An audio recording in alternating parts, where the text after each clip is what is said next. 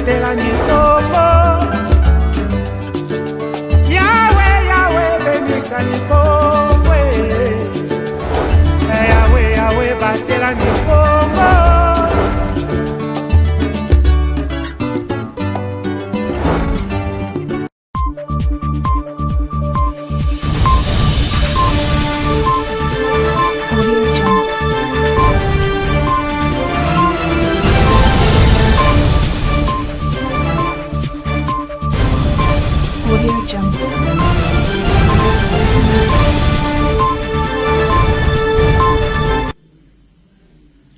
C'est l'heure de vous informer sur Ecopolis Télévision. Messieurs et dames, bienvenue dans cette nouvelle session d'information. Un très grand plaisir pour moi de vous la présenter. Parlons des états généraux de la Fondation La Persévérance, initiée par la députée nationale Percy Njouzi Oumba. Ces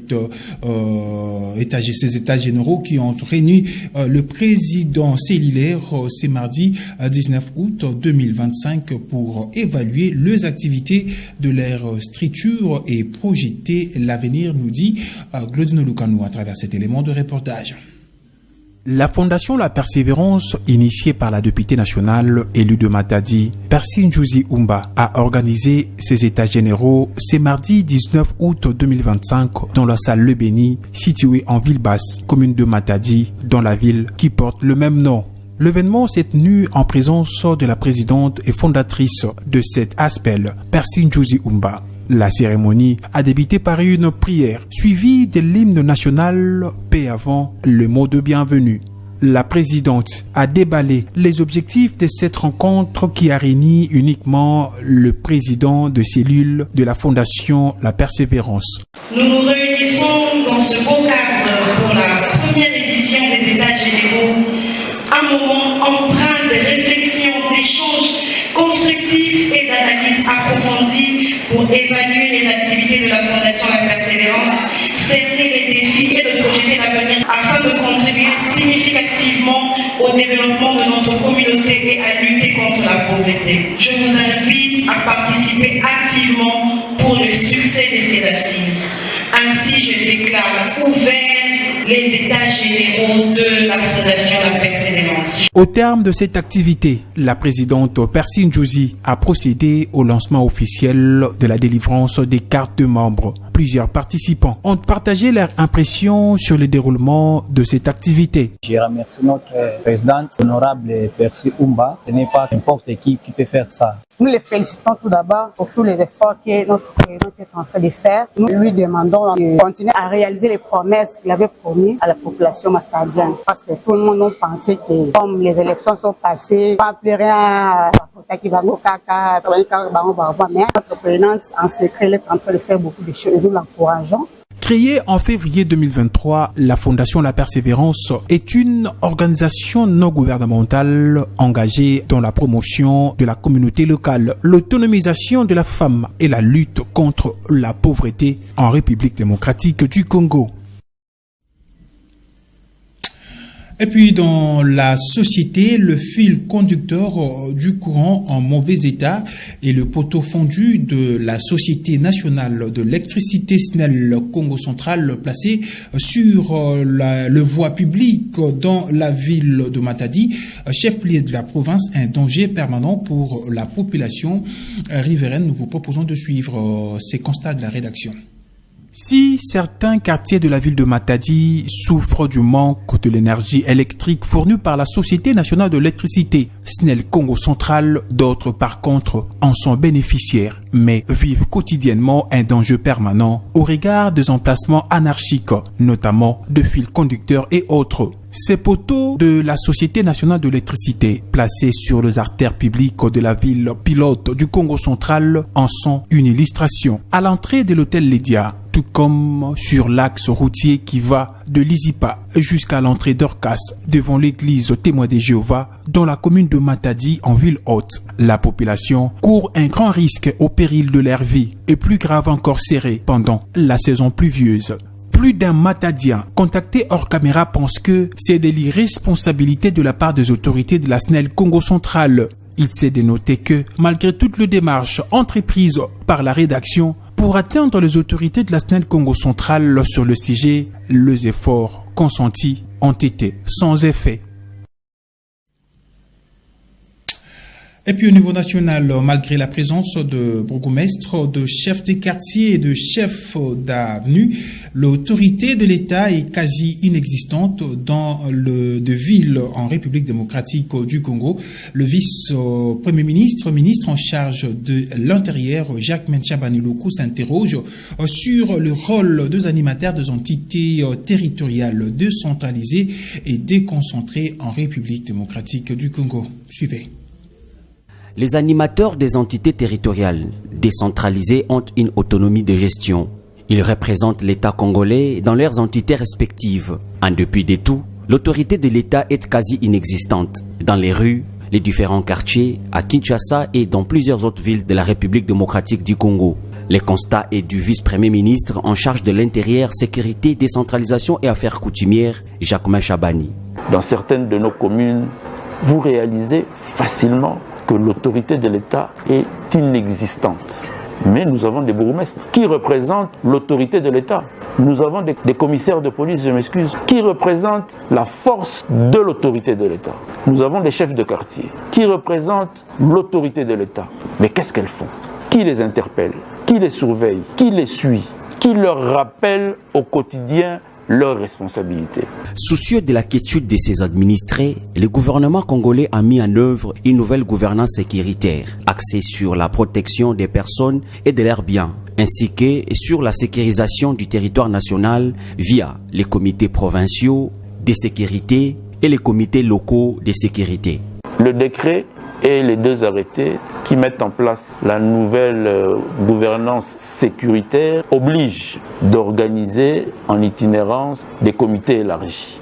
Mais les mêmes textes obligent monsieur le gouverneur de la province, mesdames et messieurs les bourgmestres, mesdames et messieurs les chefs de quartier, à organiser une fois par mois des comités de sécurité élargis où ils impliquent les forces vives de la société civile.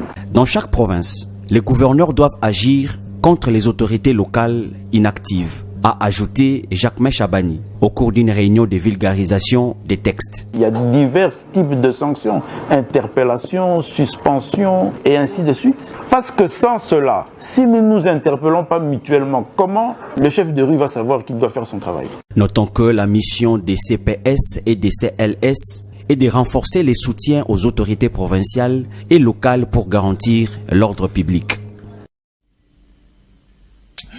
Et puis, pendant que le parti affirme leur disponibilité pour trouver un consensus à Doha, l'ambassadrice des États-Unis accréditée à Kinshasa reste optimiste d'une issue à Lucie en dépit du rendez-vous manqué du 19 août dernier dans une conférence de presse tenue à Kinshasa.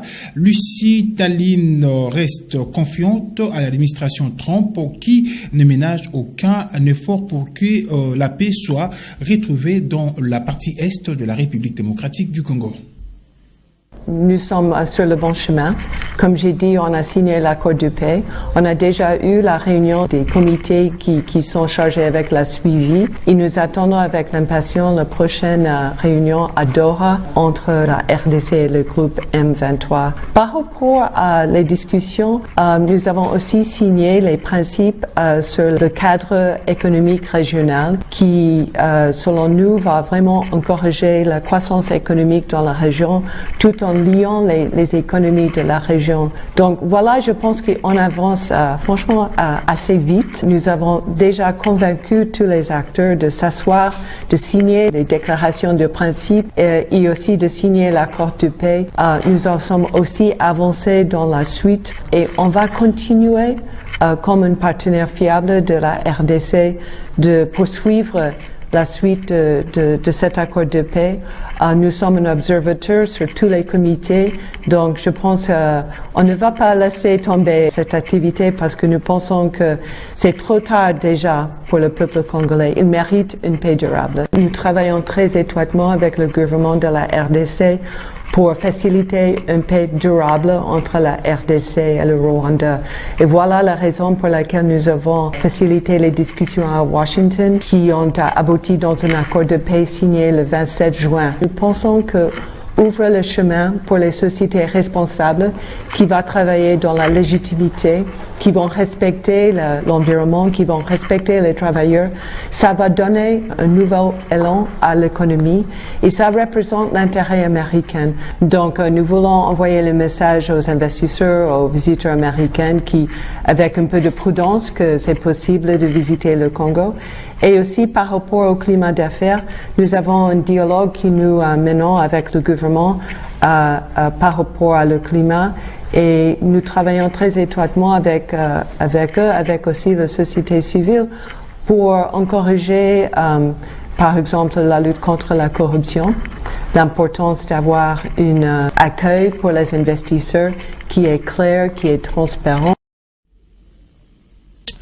Et puis dans l'actualité continentale, rien n'a changé au Mali. 5 ans après le coup d'État de 2020, les militaires sont toujours au pouvoir persistante et face aux djihadistes, rupture avec la France, au rapprochement avec la Russie, un régime de plus en plus autoritaire et isolé, à en croire nos confrères de la TV5 Monde. Le détail dans ces reportages. Le Mali tel qu'il est, tel qu'il pourrait être, aux éditions Renvaux. Bonsoir et merci d'être avec nous. Bonsoir Madame Boga. Les militaires étaient arrivés en promettant de restaurer la sécurité. 5 ans après, quel est leur bilan face au groupe djihadiste ?